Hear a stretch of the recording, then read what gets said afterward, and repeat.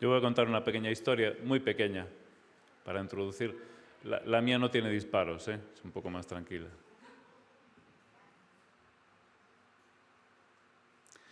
Ya estaba todo prácticamente listo, todas las sillas colocadas.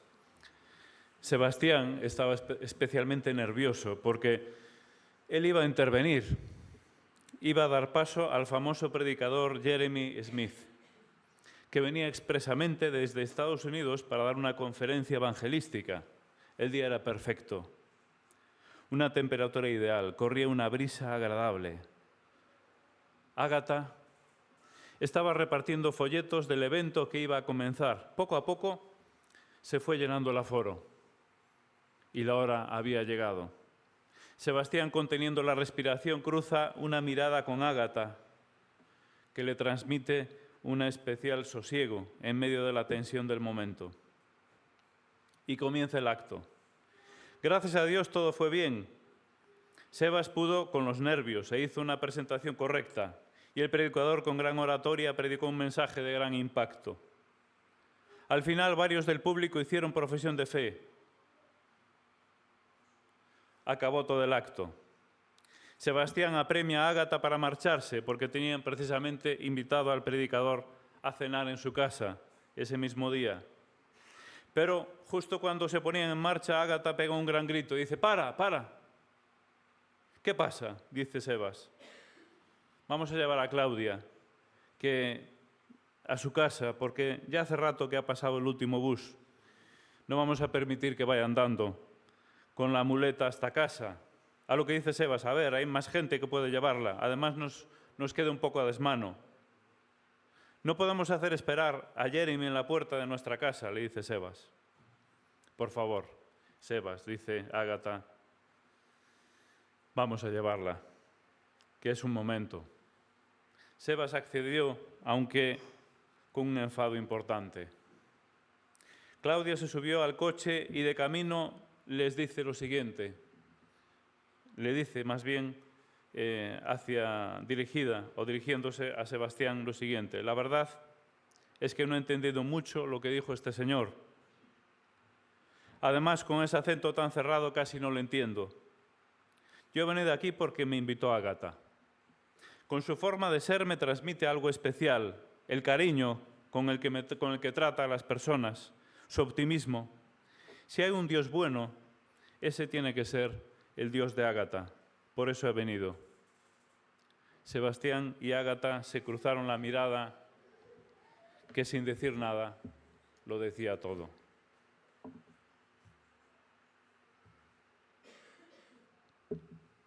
Necesitamos un cambio en la forma de enfocar la misión de la Iglesia. Y necesitamos entender que no se trata tanto de las actividades de la Iglesia, que gracias a Dios por ellas, quiero que me entendáis bien, sino que se trata más de la vida de la Iglesia en medio de la sociedad. Todo comienza por entender que la Iglesia, una frase que acuñó David Morse hace más de 20 años, la Iglesia no es una institución, sino que es un movimiento. Necesitamos reenfocar la forma en cómo actúa la Iglesia en el mundo. Y ahora ya no se trata de abrir las puertas de los locales para que venga la gente a escuchar el Evangelio, gloria a Dios por los que vienen, sino que se trata de que la Iglesia lleve el Evangelio a la sociedad en la vida cotidiana.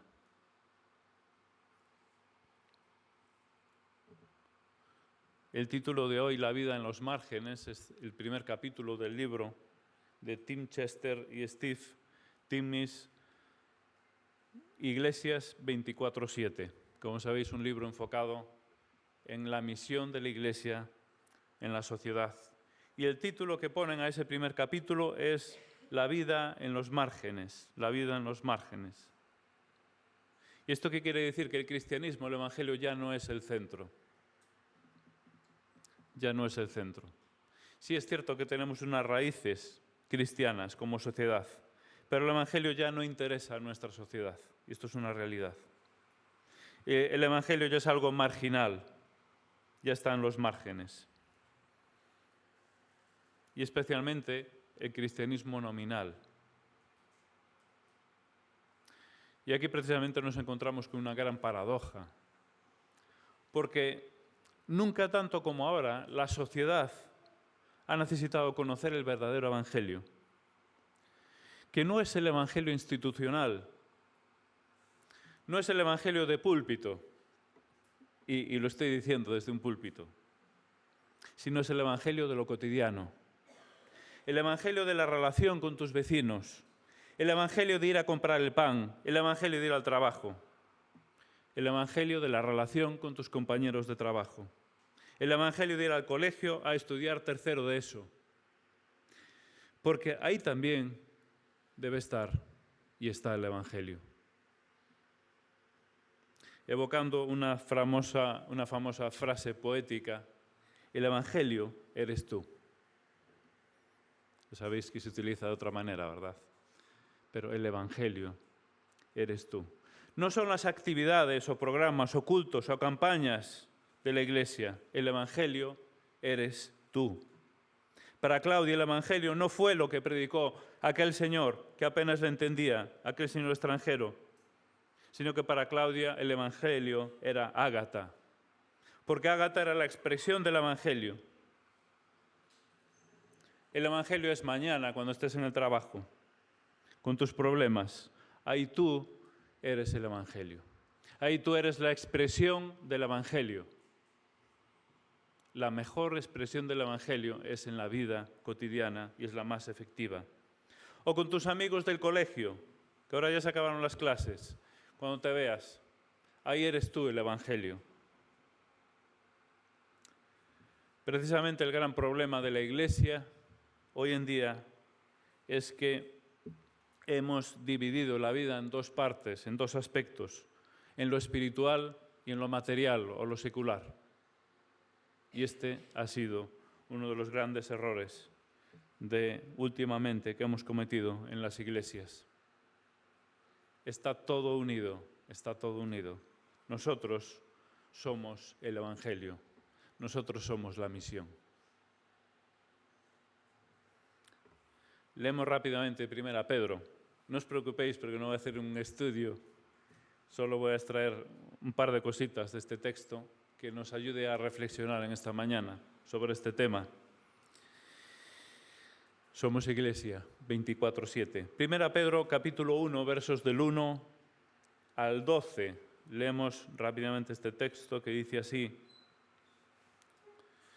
Pedro, apóstol de Jesucristo, a los expatriados de la dispersión en el Ponto, Galacia, Capadocia, Asia y Bitinia, elegidos según la presciencia de Dios Padre en santificación del Espíritu, para obedecer y ser rociados con la sangre de Jesucristo.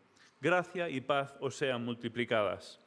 Bendito el Dios y Padre de nuestro Señor Jesucristo, que según su grande misericordia nos hizo renacer para una esperanza viva por la resurrección de Jesucristo de los muertos, para una herencia incorruptible, incontaminada e inmarcesible, reservada en los cielos para vosotros, que sois guardados por el poder de Dios mediante la fe, para alcanzar la salvación que está preparada para ser manifestada en el tiempo postrero, en lo cual vosotros os alegráis, aunque ahora por un poco de tiempo, si es necesario, tengáis que ser afligidos en diversas pruebas, para que sometida a prueba vuestra fe, mucho más preciosa que el oro, el cual, aunque perecedero se prueba con fuego, sea hallada en alabanza, gloria y honra cuando sea manifestado Jesucristo, a quien amáis, sin haberle visto, en quien creyendo, aunque ahora no lo veáis, os alegráis con gozo inefable y glorioso, obteniendo el fin de vuestra fe, que es la salvación de vuestras almas.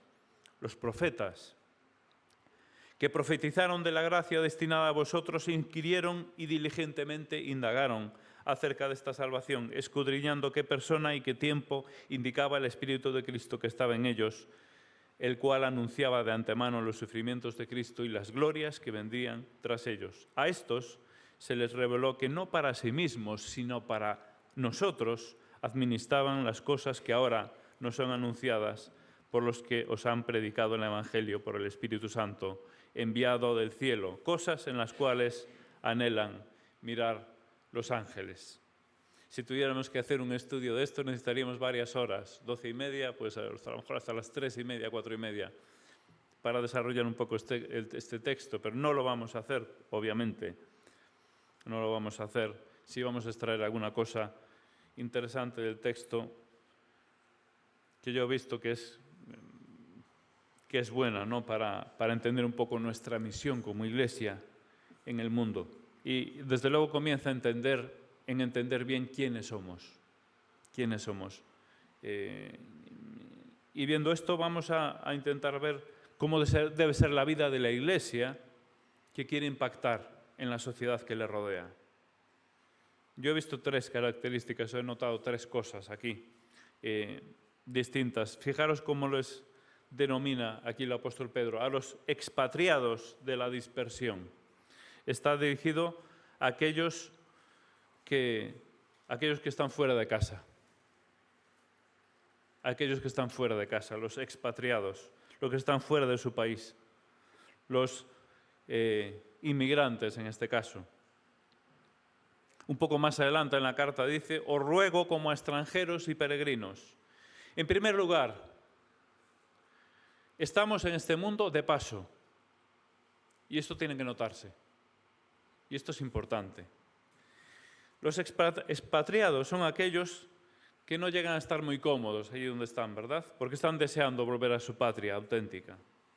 Normalmente cuando vienen personas de otros países traen otras culturas.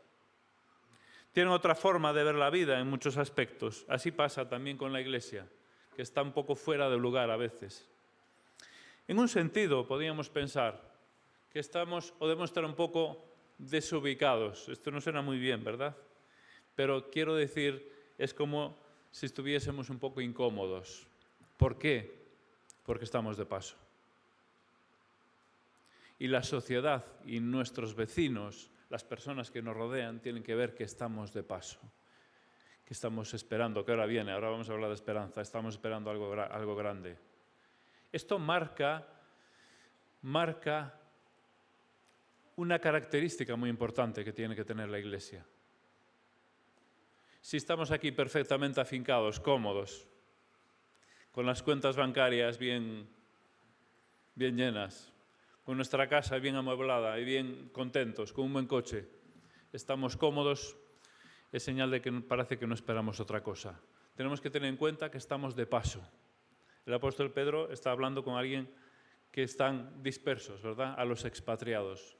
Lo dice en sentido físico, literal, pero también podemos entenderlo en sentido espiritual. Somos expatriados porque tenemos nuestra patria, que está en los cielos. Esta es la primera característica importante. La Iglesia que impacta a la sociedad vive de paso. No nos olvidemos, estamos de paso. El Señor hizo a Abraham montar tiendas de campaña, ¿verdad? Y vivir en tiendas de campaña para que entendiera que su vida es una vida de paso. En segundo lugar, con esperanza, ¿qué vamos a decir? Versos 3 y 5, tremendo, ¿verdad? Esa esperanza incorruptible, inmarcesible que tenemos reservada para nosotros es tan grande que es difícil describir. Pero esto es lo que marca la diferencia. Esto es lo que marca la diferencia. En tu vecindario, teniendo esto, ¿cómo no vas a compartirlo? ¿Cómo no vamos a compartirlo? ¿Cómo no vamos a transmitirlo? Esta es la grandeza del Evangelio. Tenemos una esperanza preciosa que no podemos abarcar, ni siquiera podemos entender bien. Aparte, una esperanza firme, porque está asentada. ¿En qué? Fijaros, ¿qué dice el texto? En la resurrección de Jesucristo de los muertos. Esperanza firme. Y fijaros que estamos en medio de un mundo desesperanzado. Por eso decía que hoy, más que nunca, esta sociedad necesita el Evangelio. Pero tiene que llegar de otra manera. Hoy en día no llega el Evangelio desde el púlpito. El Evangelio llega de forma personal. Tenemos que transmitir esta esperanza. Cuando tenemos esperanza, obviamente, tiene que notarse en nuestra forma de vivir, porque tenemos otras metas, otros objetivos. Tenemos otra seguridad que nos aporta la vida. En este mundo de zozobra, qué importante es transmitir esa seguridad. Y tenemos un Dios que nos da seguridad. porque también tenemos problemas, porque también tenemos enfermedades, porque también tenemos circunstancias que tenemos que atravesar, como los demás. Pero tenemos seguridad en el Señor. Y esto tenemos que transmitirlo.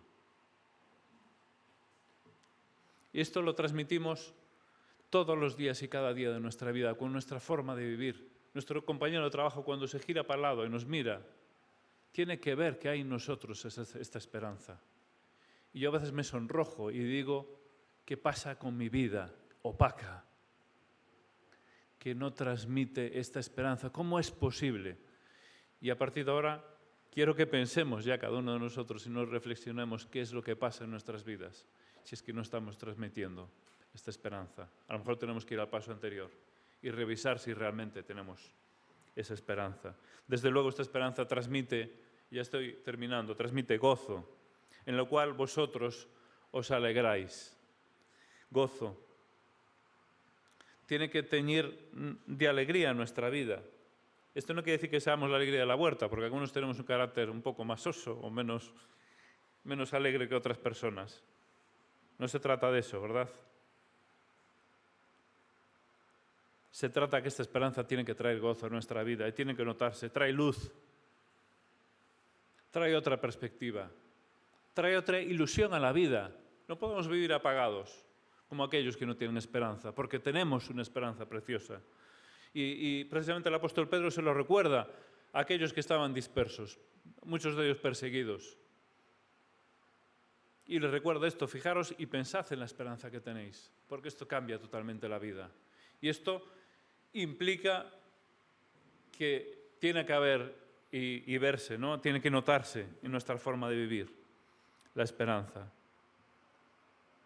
Pero obviamente no es todo de color de rosa, porque como último punto, obviamente también hay aflicción, hay problemas, hay sufrimiento, ¿verdad? Dice aquí el texto, aunque ahora por un poco de tiempo, si es necesario, tengáis que ser afligidos en diversas pruebas. La Iglesia o los creyentes, cuando digo Iglesia pensamos en la institución, pero estoy hablando de, cuando digo Iglesia estoy pensando en cada uno de nosotros como Iglesia. Pues cada uno de nosotros no solo tiene que expresar que vive de paso, porque vive esperando algo grande que va a suceder pronto, que vamos a estar con el Señor. Allí se va a acabar la enfermedad, allí se van a acabar los problemas y vamos a disfrutar. No solo expresar y demostrar y vivir y decir qué esperanza tenemos en nuestro entorno, sino también vivir contracorriente, y eso trae un poco de sufrimiento. Nadar contracorriente, sabéis perfectamente que es muy difícil. Sabéis perfectamente que es agotador. Y la vida cristiana tampoco es fácil, ¿eh? Habrá momentos que no sean fáciles y que tenemos que nadar contracorriente. ¿Por qué? Porque la sociedad va en otra dirección. Ahora yo me pregunto y te pregunto, si vas en la misma dirección que van todos, algo está fallando. El creyente genuino tiene que caminar en otra dirección. ¿Por qué? Por lo que hemos dicho, porque precisamente tiene otra esperanza, porque tiene otro rumbo, tiene otra dirección. Va a contracorriente. Y en este sentido, esto produce muchas veces marginación, porque nos marginan. Porque en una tertulia, hablando de las cosas de Dios, ¿qué ocurre, verdad? En el entorno laboral en el que vivimos, nos marginan, ¿verdad? Porque nuestra fe no es entendida nuestra fe. Y esto, lo que ocurre como consecuencia es que viene después el rechazo. Y esto es una de las cosas que más nos afectan, ¿verdad? Que nos rechacen. Lo importante aquí es que tenemos que ver que tenemos como Iglesia otra forma de ver la vida que la sociedad que nos rodea. Tenemos otra dirección y tenemos que ir contracorriente en este sentido. Tenemos que revisar, ir a nuestras raíces como creyentes. Algunos ya llevan muchos años, ¿verdad? Revisar nuestras raíces y ver realmente cómo está nuestra dirección, cómo está nuestra esperanza, cómo está nuestra vocación. Hemos sido llamados por el Señor, esa es la vocación. Pensemos y hagámonos las preguntas que sean pertinentes para reforzar nuestra vida como creyentes de esta manera y para que podamos ser de impacto. A la que le compramos el pan, a la vecina, que cuando salgamos, que pueda haber en nosotros esa esperanza. No sé cómo, el Señor hace grandes cosas, porque a veces, sin ni siquiera hablar, lo decía esta mañana Esther, que prácticamente no habla, pero ella, su vida está siendo de testimonio. Que el Señor nos ayude a ser así. Aún sin hablar mucho, que se note la luz en nuestros ojos de esa esperanza. Que el Señor nos ayude y que seamos iglesia 24/7, las 24 horas y los 7 días de la semana. Oremos. Te damos gracias, Señor, porque es precioso pensar en lo que el apóstol Pedro escribe aquí en esta carta. Y aún reconocemos que no podemos sondear la profundidad de tu palabra. Te damos gracias, Señor, porque tenemos una esperanza tan grande, tan preciosa, que no podemos abarcarla ni entenderla, pero sí debemos transmitirla. Ayúdanos, Señor, a transmitir esta esperanza. Y reconocemos, Señor, que nuestro mundo está desesperanzado totalmente y necesita más que nunca esa esperanza. Ayúdanos a transmitirla, Señor, y sabemos que todos tenemos nuestras luchas, nuestros miedos, nuestra vergüenza, Señor. Ayúdanos a combatir nuestro miedo, nuestra vergüenza y que ya en esta semana pueda notarse un poco de esa luz de tu esperanza en nuestro trabajo, allí donde tú nos has puesto, allí donde tú nos pones, Señor. Te pido que como iglesia nos bendigas y que podamos ser de bendición a otros. Te lo pido en el bendito nombre del Señor Jesús. Amén.